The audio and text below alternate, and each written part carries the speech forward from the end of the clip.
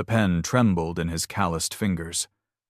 Across the mahogany desk, a woman in a tailored blazer slid the prenuptial agreement toward him, her diamond bracelet catching the cold office light. "Sign here. You get nothing when this ends." Her voice was clinical, detached like she was closing a business deal, not proposing marriage. Derek glanced at the document, 37 pages declaring him worthless. 0 assets, 0 claims, 0 dignity. But somewhere in a hospital across town, his 7-year-old daughter waited for a surgery he could never afford. His jaw tightened. She didn't know. None of them knew. The man they saw as desperate, as beneath them, carried a secret worth more than every diamond on her wrist combined. He picked up the pen. What happened next would shatter everything she believed about money, power, and the true measure of a man. 6 months earlier, Derek Callahan stood in the basement of the Whitmore Tower, his worn boots echoing against the concrete floor. The fluorescent lights buzzed overhead, casting pale shadows across his face as he pushed a mop across tiles that never seemed to get clean. 43 years old, a maintenance worker, a single father, a man who once wore suits worth more than his current monthly salary. But that was another lifetime ago, a lifetime he had willingly abandoned for love.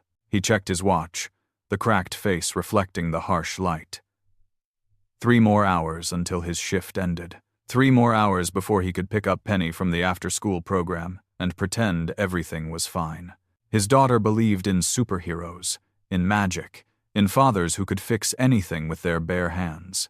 Derek couldn't bring himself to tell her that some things were beyond repair, like the valve in her heart that grew weaker with each passing month, stealing her breath and painting shadows under her beautiful eyes. The elevator doors opened with a soft chime, and the click of heels announced someone's arrival. Derek kept his head down, the way he always did when executives passed through. He had learned long ago that invisibility was a form of survival in places like this, where a single wrong glance could cost him the job that kept food on the table and medicine in his daughter's hands. But the footsteps stopped directly in front of him, and a shadow fell across his mop. "You're Derek Callahan." It wasn't a question. The voice belonged to a woman in her mid-30s, impeccably dressed in a charcoal blazer and cream silk blouse. Her auburn hair was pulled back in a severe ponytail, and her green eyes assessed him with the precision of someone accustomed to evaluating assets and finding them wanting. The one who fixed the HVAC system last month when no one else could figure out the problem. Derek straightened slowly, meeting her gaze without flinching. He recognized her from the company newsletters that lined the break-room walls. Caroline Whitmore, CEO of Whitmore Holdings, daughter of the late Harrison Whitmore, and one of the wealthiest women in the city. "That's me," he said simply, his voice steady despite the warning bells ringing in his head. "Can I help you with something, Miss Whitmore?" Caroline studied him for a long moment, her expression unreadable as a closed book. Something flickered behind those calculating eyes, curiosity, perhaps, or the recognition of one outsider seeing another. "I need to speak with you privately. My office. Tomorrow morning, 8 o'clock sharp." She turned and walked back toward the elevator without waiting for a response, as if his compliance was already assumed, already written into some contract he hadn't yet signed. Derek watched her go, his grip tightening on the mop handle until his knuckles turned white. In his experience, when people like Caroline Whitmore summoned people like him, it rarely meant anything good. But he had stopped running from difficult conversations years ago, around the same time he had stopped running from himself and the choices that had shaped his life into something unrecognizable from his beginnings.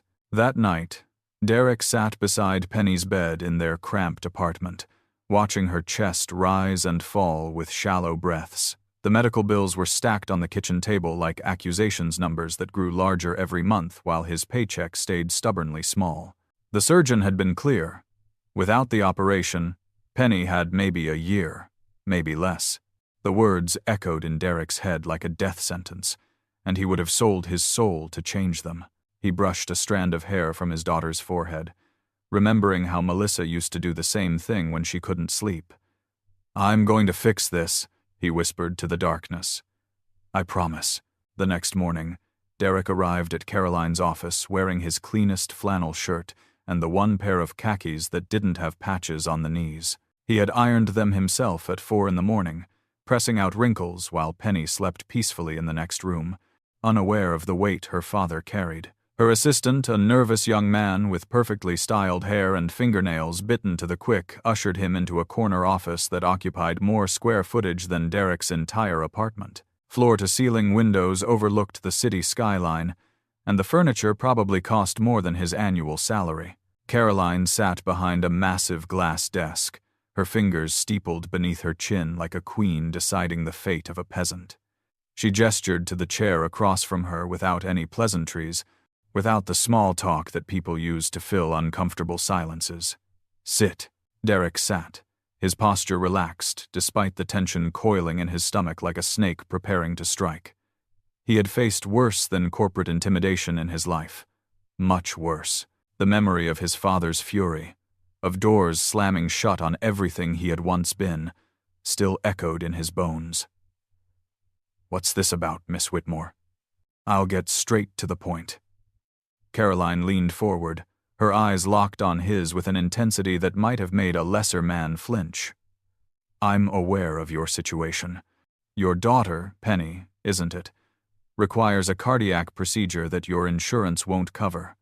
A ventricular septal defect repair that costs more than most people's houses. You've been rejected by 3 different loan providers, each citing your lack of collateral and credit history. Your savings account currently holds $217. She paused, letting the numbers sink in like stones dropped into still water. "I know everything, Mr. Callahan." Derek's jaw tightened, but his voice remained steady as steel. "You've been investigating me. I investigate everyone." Caroline reached into her desk drawer and pulled out a manila folder thick with documents, photographs, financial records, the scattered pieces of his life laid bare. "I also know that you're a hard worker, reliable, honest, almost annoyingly so, according to your supervisors. You've never missed a shift in 3 years, never complained about overtime, never asked for special treatment even when your daughter's appointments required you to work double shifts to make up the hours." She slid the folder across the desk. "I have a proposition for you." Inside the folder was a photograph of a man Derek didn't recognize, handsome in a manufactured way, silver-haired, with the smug smile of someone born into privilege who had never questioned his right to it. "This is Preston Hughes," Caroline continued, her voice carefully neutral. "Son of Harold Hughes, CEO of Hughes Financial. Our families have been business partners for 2 generations, and for the past 6 months, my mother has been trying to force me into marrying him." Derek looked up from the photograph, confusion flickering across his weathered features. "What does this have to do with me?" "Everything." Caroline stood and walked to the window, her back to him. Her reflection in the glass showed something he hadn't expected, vulnerability lurking beneath the armor of her tailored blazer. "I've built this company from the ashes my father left behind. He died owing more than the company was worth, his legacy a mountain of debt and broken promises. I've fought for every contract, every deal, every ounce of respect in a world that still sees women as accessories to powerful men, as decorations to hang on arms at charity galas. I will not become Preston Hughes's trophy wife." She turned to face him, and in that moment, he saw something familiar in her eyes, the same desperate determination he saw in his own mirror every morning. "I need a husband, Mr. Callahan, a temporary one. Someone who has nothing to gain from our arrangement except exactly what I'm willing to give." The pieces clicked into place with brutal clarity, each one locking against the next, like a puzzle, revealing its final image. "You want to pay me to marry you. I want to save my company and your daughter." Caroline returned to her desk and pulled out another document, thicker, more formal, bristling with legal language and the weight of binding obligations. "This is a contract, 2 years of marriage. In exchange, I will pay for Penny's surgery in full, plus any follow-up care she requires, the specialists, the medications, the physical therapy. You'll receive a monthly stipend for living expenses and a lump sum upon our divorce." All you have to do is play the role of devoted husband at public events and sign a prenuptial agreement stating you have no claim to my assets. Derek stared at the contract, his mind racing through possibilities and pitfalls like a man navigating a minefield. The rational part of him screamed that this was insane, a desperate solution to an impossible problem, the kind of bargain that only appeared in fairy tales with unhappy endings. But another part, the part that had held Penny's hand through countless hospital visits and watched her grow weaker with each passing week, whispered something different. Sometimes desperation was just love wearing different clothes. Sometimes impossible choices were the only choices left. "The surgery," he said quietly, his voice rough with emotion he couldn't quite suppress. "When would it happen?" "Within the week, if you agree. I've already spoken with the best pediatric cardiac surgeon in the country, Dr. Hammond at Boston Children's. He's prepared to operate as soon as the paperwork is complete. Your daughter would have the best care money can buy." Caroline's voice softened almost imperceptibly. "I'm not a monster, Mr. Callahan.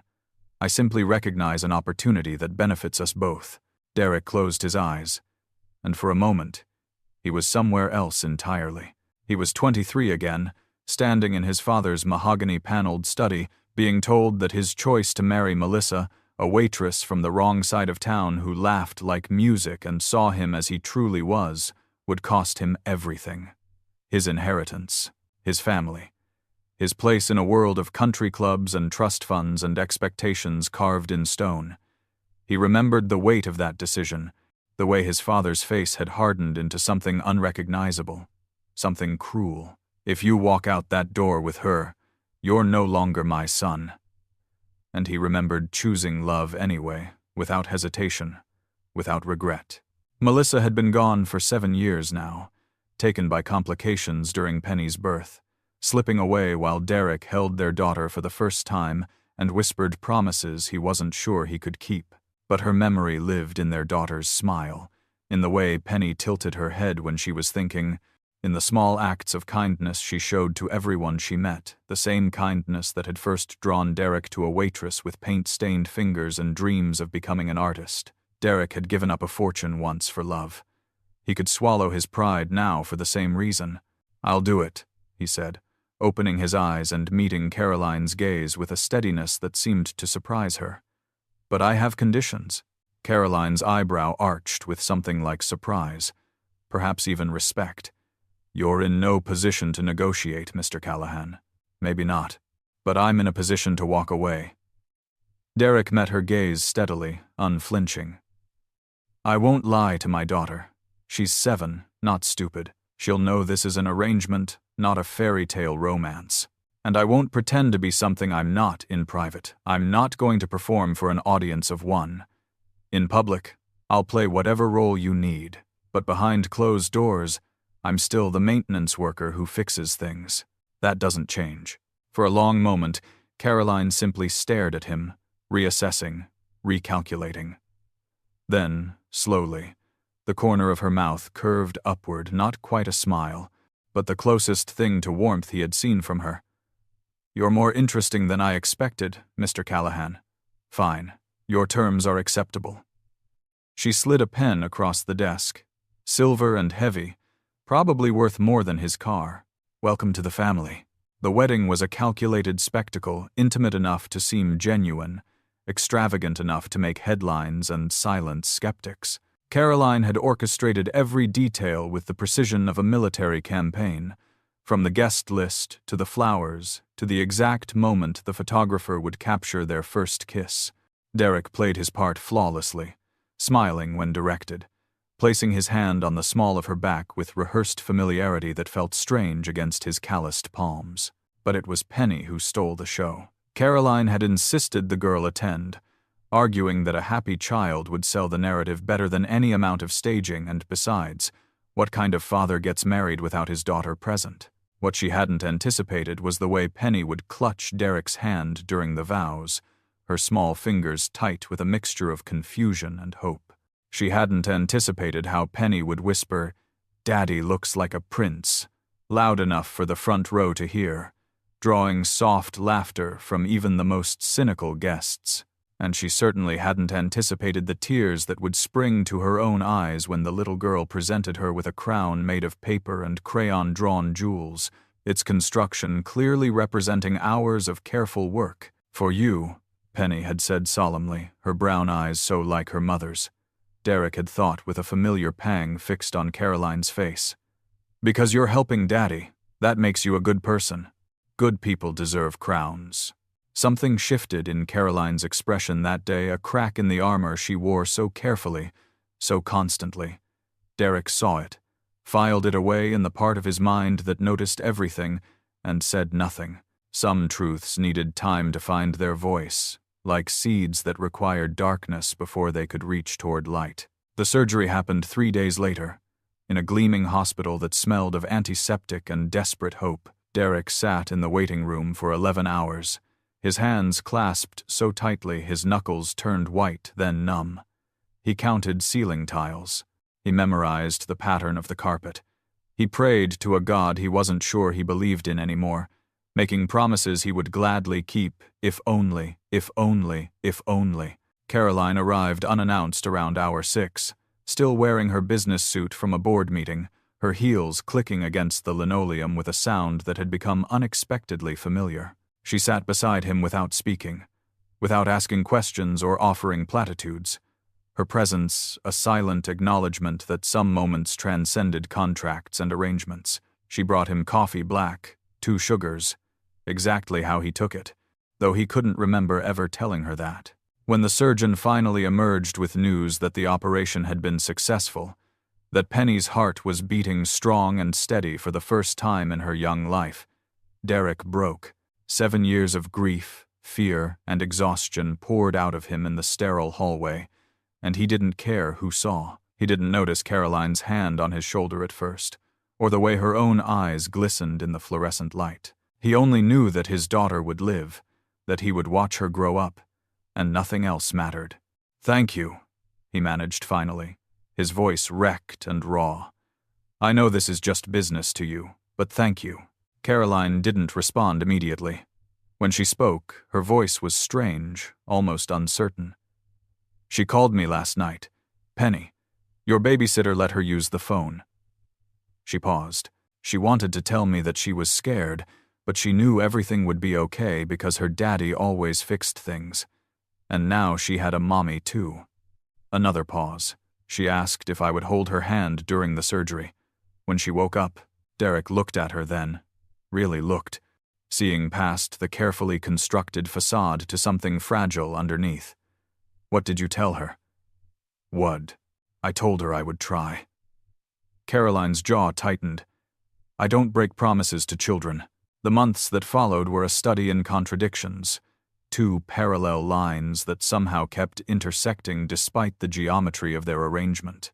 In public, Derek and Caroline performed their roles with convincing chemistry, attending galas, hosting dinners, posing for magazine covers with practiced smiles that grew less practiced over time. The tabloids called them an unlikely love story, speculating about the mysterious maintenance worker who had captured the Ice Queen's heart. In private, they circled each other like wary animals, sharing territory, establishing boundaries and routines.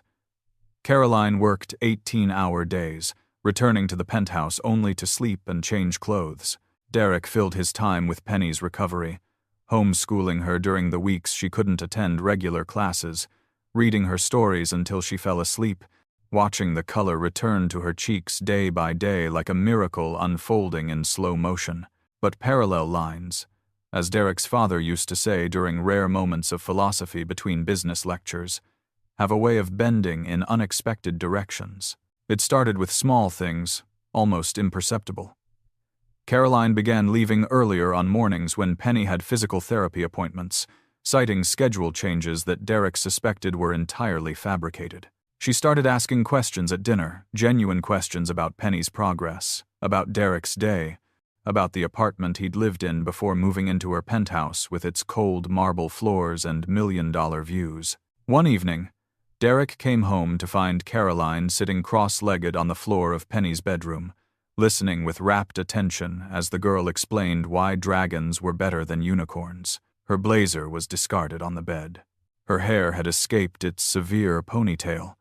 She looked younger than he had ever seen her, and something about the sight made his chest tighten unexpectedly.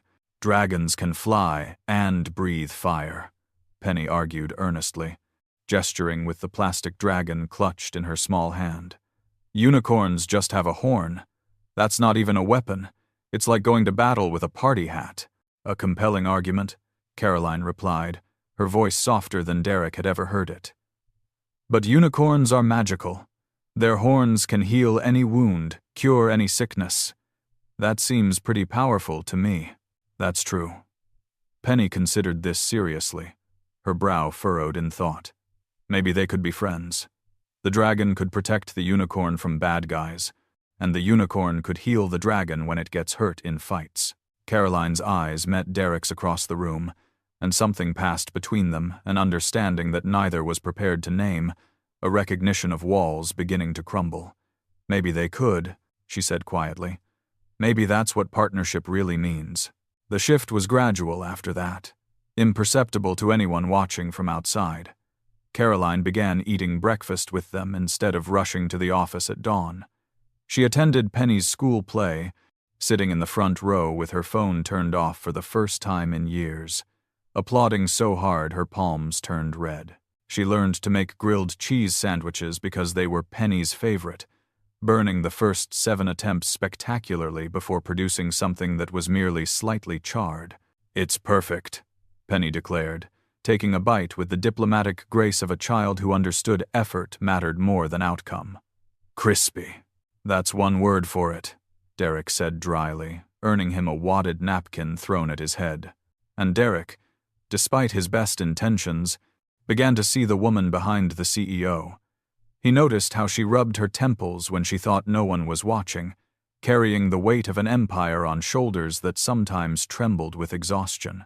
He saw the way she flinched when her mother called, how she would stare at her father's portrait in the study with an expression that mingled grief with something darker, betrayal, perhaps, or the echo of promises broken long ago. One evening, he found her on the balcony, staring at the city lights with a glass of wine trembling in her hand. The night was cold, but she hadn't bothered with a coat. "My mother called again," she said without turning around. "Preston's father has threatened to pull out of a merger worth $200 million unless I come to my senses." She laughed bitterly. "Apparently marrying a maintenance worker is worse for business than marrying a man I despise." Derek leaned against the railing beside her, close enough to feel the tension radiating from her body. "What are you going to do?" "What I always do. Fight." She finally looked at him. And for the first time, he saw exhaustion in her eyes real, bone-deep exhaustion that no amount of coffee or determination could fix. "I've been fighting my whole life, Derek. Against my father's shadow. Against a board that wanted to replace me the moment he died. Against every person who saw my gender before my competence." Her voice cracked slightly. "Sometimes I wonder if it's worth it." "It's worth it," Derek said quietly, "because the alternative is letting them win, and you're not the kind of person who lets anyone win. How do you know what kind of person I am?" "Because I recognize the look." Derek turned to face her fully. "The look of someone who'd rather burn down the world than let it burn them first. I had it too, once, when I chose Melissa over everything my family offered." He paused.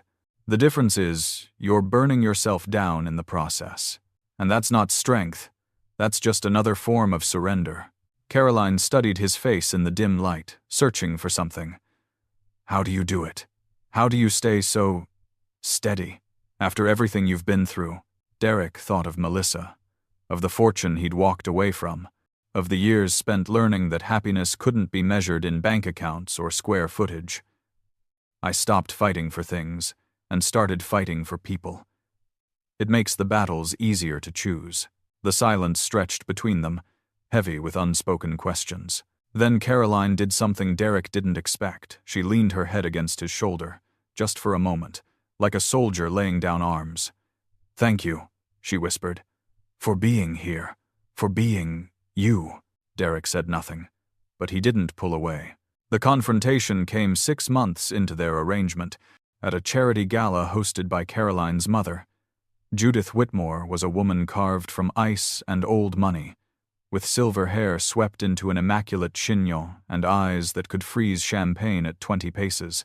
She had disapproved of Derek from the moment Caroline announced their engagement, and she had spent every subsequent family gathering making her contempt abundantly clear through cutting remarks and cold shoulders. Tonight was no different. The ballroom glittered with crystal chandeliers and designer gowns, and Derek stood at Caroline's side in a rented tuxedo that fit better than anything he'd owned in years. Penny was home with a babysitter, blissfully unaware of the battlefield her father was navigating. He could feel the stares on his back, hear the whispers that followed in his wake, speculation about the maintenance worker who had somehow infiltrated their gilded world. "Such a quaint couple," Judith remarked loudly as they passed her circle of socialites, each word dripping with venom disguised as sweetness. "Tell me, Mr. Callahan, what exactly do you contribute to this marriage? Besides, of course, your obvious need for my daughter's money." The room seemed to hold its breath. Derek felt Caroline stiffen beside him, saw her hand twitch toward his arm in a gesture that might have been protective, but he had spent too many years being underestimated to flinch at barbs from women like Judith Whitmore. He had survived his own father's rejection, his wife's death, and the crushing weight of single parenthood. A society matron with expensive jewelry and cheap insults was nothing. "I contribute honesty, Mrs. Whitmore," he said calmly, meeting her gaze without wavering. "It's in short supply in circles like these." A ripple of shocked laughter moved through the crowd. Judith's eyes narrowed dangerously, but before she could respond, a new voice cut through the tension. Derek Callahan." A man emerged from the crowd, tall, distinguished, with the bearing of someone accustomed to boardrooms and private jets. Derek recognized him instantly, though 20 years had added gray to his temples and lines to his face. Robert Ashford, his father's oldest friend, the executor of his parents' estate, the last person he had ever expected to see again. "My God, it is you." Robert approached with an expression of genuine shock, his hand extended. "I thought your father said—" He stopped, seeming to realize the awkwardness of the situation. "We all assumed you had disappeared completely. No one knew what happened after you left." The murmur of confusion spread through the room like ripples in a pond. Derek felt Caroline's eyes boring into him, full of questions he had hoped to avoid answering. "Left?" Judith's voice dripped with predatory interest, sensing weakness like a shark scenting blood. "Left from where? Exactly?" Robert looked between Derek and the surrounding crowd, comprehension dawning on his features. "You don't know," he said slowly. "None of you know who this man is." "He's a maintenance worker," Judith spat. "A gold digger who—" "He's the sole heir to the Callahan estate." Robert's words fell like stones into still water, creating waves that would not soon settle.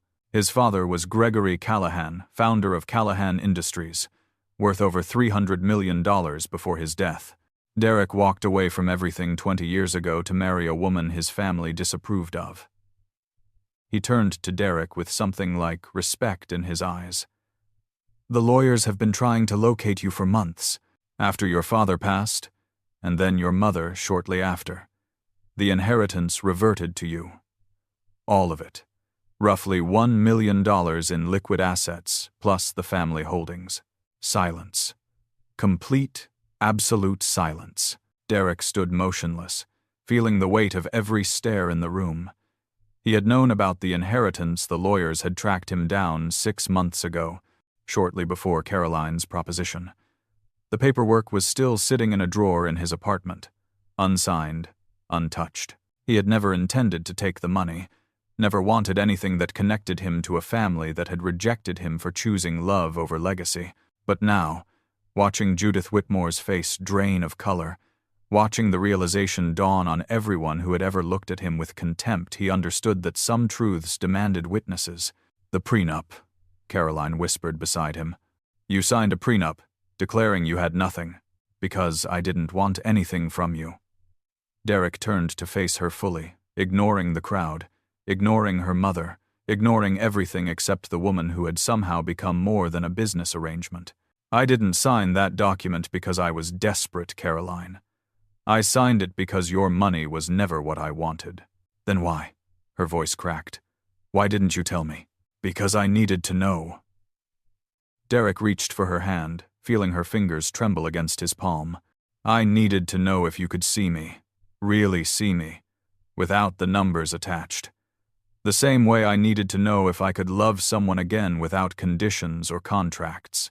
The word hung between them, love, unexpected and terrifying and true. You could have told me, Caroline repeated, but her voice had softened, and her hand tightened around his. I'm telling you now. Derek stepped closer, lowering his voice so only she could hear. I'm telling you that I don't want the inheritance, not for myself. I'm telling you that the prenup means nothing, because I never intended to take anything that wasn't freely given. And I'm telling you that somewhere between grilled cheese sandwiches and dragon debates and watching you learn to be a mother, I stopped pretending. He lifted her hand to his lips, pressing a kiss to her knuckles. I love you, Caroline. Not your company. Not your money. You. Tears spilled down Caroline's cheeks, carving paths through her careful makeup. Around them, the ballroom had erupted into whispers, but she seemed oblivious to everything except the man standing before her. You impossible, stubborn, wonderful man. She laughed through her tears, a sound of pure, unguarded joy. I love you too. I think I have for months. I was just too afraid to admit it. From across the room, Judith Whitmore watched the scene unfold with an expression of dawning horror. Her carefully constructed world of wealth and status had just been upended by a maintenance worker who turned out to be wealthier than half her social circle and who had chosen her daughter anyway, not for money, but for love.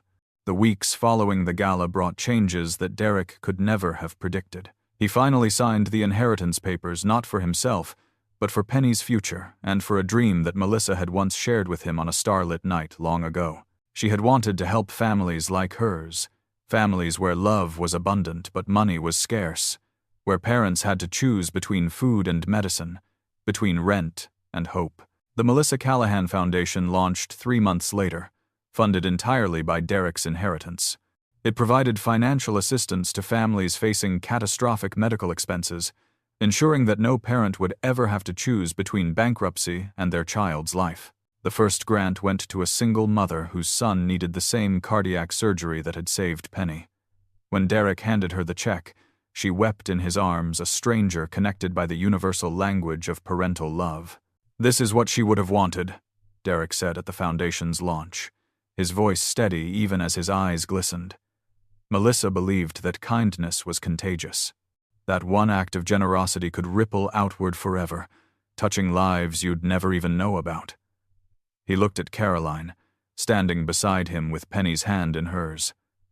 She was right. Caroline's mother never quite recovered from the gala. She retreated to her estate in the Hamptons, sending occasional letters filled with thinly veiled attempts at reconciliation that Caroline politely ignored. The merger with Hughes Financial fell through, but Whitmore Holdings survived, thrived, even under Caroline's leadership. Without her mother's constant interference, she found herself breathing easier, laughing more freely, coming home before midnight for the first time in years. The prenuptial agreement was formally dissolved on their first wedding anniversary. Caroline had wanted to burn it in a symbolic gesture, but Penny suggested they turn it into paper airplanes instead. The three of them stood on the penthouse balcony, launching 37 pages of distrust into the wind, watching them scatter across the city skyline like strange birds taking flight. That was fun, Penny declared, already reaching for her father's hand. Can we do it again with something else? We're running out of legal documents, Derek replied dryly. We could use Mommy's reports. Penny's eyes sparkled with mischief. The boring ones with all the numbers. Caroline pretended to gasp in horror. Those reports pay for your ice cream, young lady. Then definitely don't throw them away. Penny nodded solemnly. Ice cream is important, Watching them together, his daughter, who had survived against all odds, and the woman who had started as a contract and become his home, Derek felt something he hadn't experienced in 20 years. Completeness. Not the absence of struggle or pain, but the presence of people worth struggling for. The hole that Melissa's death had carved in his chest would never fully heal, but it had found new purpose, a window rather than a wound, letting in light he had thought lost forever. Later that night, after Penny had been tucked into bed with her usual 3 stories and 1 bonus chapter, Derek found Caroline in the study. She was sitting in front of her father's portrait, but her expression had changed. The grief was still there, but it had softened into something more like peace, acceptance of a complicated legacy rather than enslavement to it. "I used to hate this painting," she admitted as Derek settled beside her on the leather couch. "It reminded me of everything I could never be strong enough, smart enough, ruthless enough to fill his shoes. But lately," she leaned into his shoulder, her body relaxing against his with the familiarity of someone who had finally found home. "Lately, I think he would have liked you, a man who gave up everything for love. Twice. That takes more courage than any business deal he ever closed. He might have tried to recruit me, definitely." Caroline laughed softly. "You would have been terrible at corporate politics, though. Too honest, too decent. That's what you have me for." Derek pressed a kiss to her temple. "To remind you that some things are more valuable than profit margins. Like paper airplanes, like family." The word settled between them, warm and certain as sunrise. Outside, the city lights flickered like earthbound stars, indifferent to the small miracles happening in penthouses and hospitals and ordinary apartments across its sprawl. Somewhere, a mother was receiving news that her son's surgery would be funded. Somewhere, a little girl was dreaming of dragons and unicorns becoming friends. Somewhere, a man who had been written off as worthless was proving that value couldn't be measured in dollars or stock portfolios or the size of one's inheritance. Caroline reached for Derek's hand, interlacing their fingers with the ease of long practice. "Thank you," she said quietly, "for signing that ridiculous prenup, for being stubborn enough to hide your inheritance, for loving Penny first and letting me find my way to her, for loving me when I didn't know how to be loved." Derek smiled, thinking of a pen trembling in calloused fingers, of 37 pages that meant nothing compared to a single moment of truth.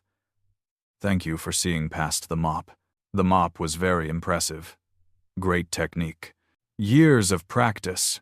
They sat together in comfortable silence, 2 people who had found each other through an arrangement and stayed for something infinitely more valuable. The portrait of Harrison Whitmore watched over them with its painted eyes, and if there was approval in that frozen gaze, neither of them needed it anymore.